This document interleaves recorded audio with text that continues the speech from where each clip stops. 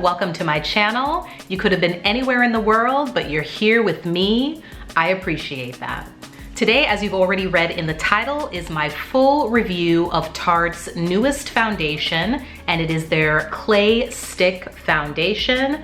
This is the packaging, and I have the shade Tan Deep Honey, and I'm gonna give you all the details on this brand new foundation so you know everything you need to know to make your own decision as to whether or not this is something you want to add to your makeup collection. This is what the foundation looks like. Definitely 2 thumbs up as far as I'm concerned goes to Tarte for packaging. I really do love the packaging. It's a chocolate brown colored tube with gold lettering, and you have your shade name on the bottom right here. Again, I am in Tan Deep Honey, and you have this really beautiful design on the top, kind of very wood-like. It looks like a wood type of a swirl design on top. Very, very beautiful. So the packaging is very nice. It's going to look beautiful sitting on a vanity.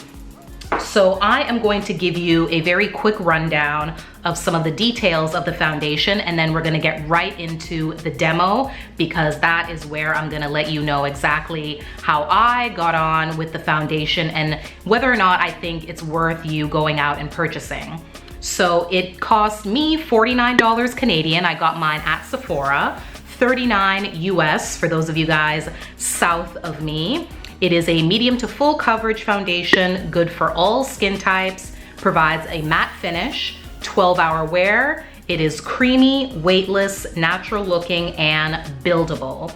And for those of you who are very much about staying away from certain types of ingredients, this foundation does not contain any parabens, sulfates, phthalates, talc, or gluten, and it is a vegan product. Now we're gonna go right into the demo. You're gonna see me applying it on my face. On this particular day, I did wear it for a full 8 hours, and I did give you check-ins so you could see exactly how it was performing on my skin, but I did continue to wear it multiple times after that because I always like to make sure that I'm bringing you guys a full review. So let's get right into the demo. So as you can see here, I'm putting just 2 stripes because I had no idea just how pigmented the foundation would be to start off. And that pretty much gave me a very, very light coverage. So I knew that I could really go in and put a lot more on, which you see me doing here now. I put on quite a few more stripes, and I'm using a beauty blender to blend everything out. That is my preferred method of applying and blending all my foundation. You can see it was 10:20 in the morning when I finally completed all my makeup. This is me with a full face of makeup on. And I did another check-in 4 hours later, and you can clearly see that my oils have busted through, and I have a very shiny nose and forehead. My T-zone is the oiliest part of my skin, and you can clearly see that there. And then I came back again in another 4 hours. So after a total of 8 hours, this is the result. And I am still very shiny. My oils continue to come through very much throughout the day as I was wearing the foundation.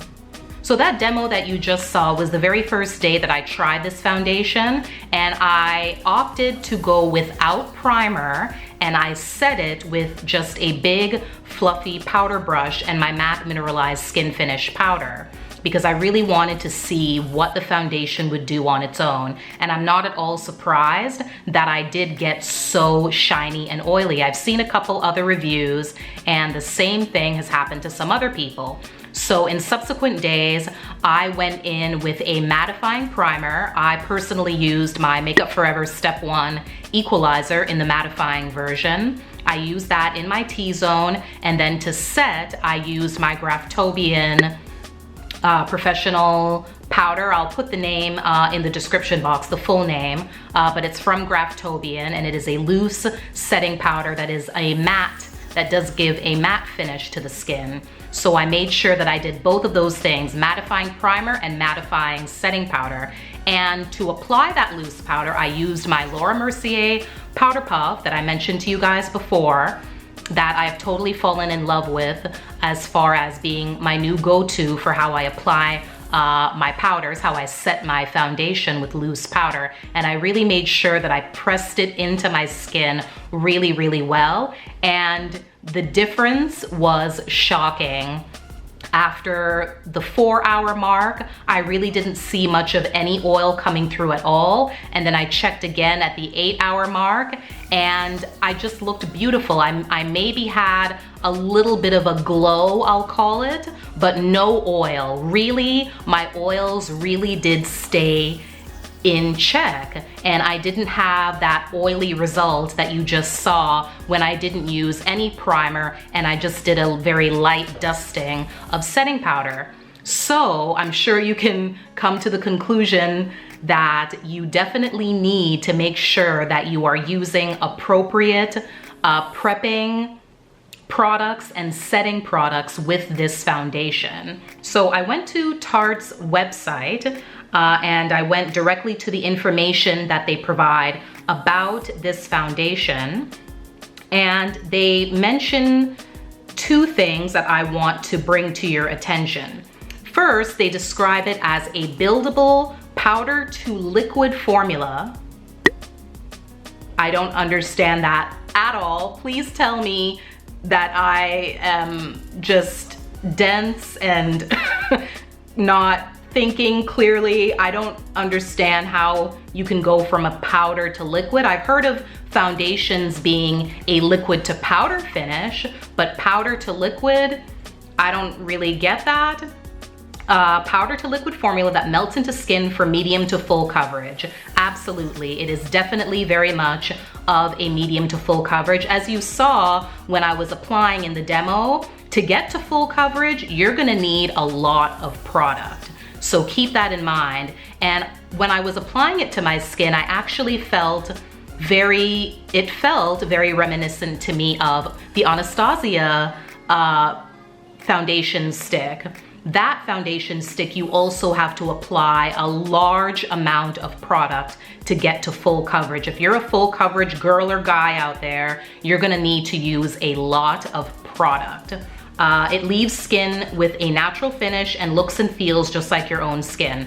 I absolutely agree with that. It is incredibly a very creamy, very easily blendable, buildable foundation that really does melt into the skin and give a very skin-like natural finish, which I loved. They are absolutely right about that.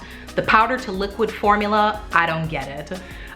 Next, it says micro-encapsulated powders then burst with your body heat to keep you shine and cake free.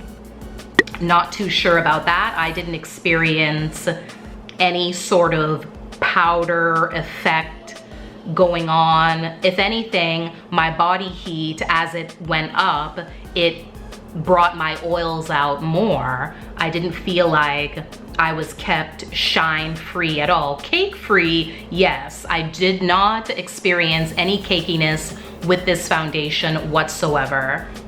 It is a very well formulated foundation in that you can build on top of itself extremely well. Some foundations, after maybe the second layer, you're done. After that, it's cake city. Not with this foundation. You can really build and build and build, and it looks beautiful. At least it did for me with my beauty blender. Maybe if you were using a brush, it might start to look cakey, but for me, I did not experience that. The vegan formula features antioxidant vitamins C, E, and Amazonian clay, a total skin balancing powerhouse that hydrates or mattifies depending on your skin type. Now I wanna make sure you guys heard that right. Hydrates or mattifies depending on your skin type. That really was unnecessary, Tarte. That claim is really unnecessary. I don't understand how any foundation can adjust to your skin type and give you the hydration you need if you need it, or mattify the skin if you need it, depending on how they've tweaked the formula, what they've put into the formula. I don't understand how that could in any way be possible at all. I think the best way to tweak whether or not your skin is on the more hydrated side or looking more hydrated or looking more matte is how you prep your skin before application and set it after. So do I recommend that you guys go out and give this a try? I do, but I will say if you haven't already tried Anastasia's stick foundation, go for that one first because they have a much better shade range. This one from Tarte only has 12 shades, which is really, really sad because a lot of people are going to have to mix colors to find their perfect shade. This one that I got, I can't say is 100% perfect. It's good enough for me. It matches pretty well. It's not perfect, but I know other people are definitely going to have to mix or just not end up buying it at all because who wants to spend $49 or $39 times 2 to find their correct shade. So that's it, guys. I hope you did enjoy this review. Please do give it a thumbs up if you did enjoy it and you learned something, and definitely subscribe. I have many more videos coming up for you very, very soon, and I'll see you in the next one. Bye.